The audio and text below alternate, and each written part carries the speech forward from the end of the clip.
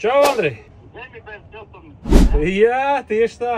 Jau, tev pielielaistīšana būs, jā? Jā. Tātad tu jau vari lielos baistos vai podos auzēt. Nav obligāti jābēr, pilns ar zemi tur.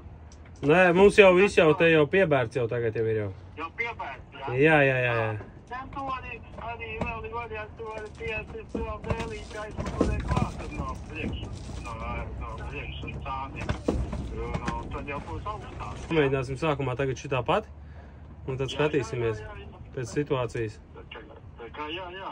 Jo piebērt vienmēr paspējas, jā. Kā iet ar... Nu neko, tagad te cīnamies ar Reināru. Jā. Kļūsim par dārzniekiem. No siltumnīcas meistariem pa siltumnīcas meistariem slīpsīt dārzniekiem. Jā, šitās dienas beig vējainās. Nākam nedēļ jau sola tāda forša silta, tā kā pacieties višķi. Nu jā.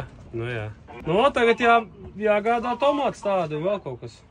Milzīgi stādi jau tomāti, kuras mums ir podos, jā. Mums ir jau puļiem. Jāgādā būs rokā. Jā, tā kā, ja kas, es tagad braukt iedošu bumbuļiem kādu.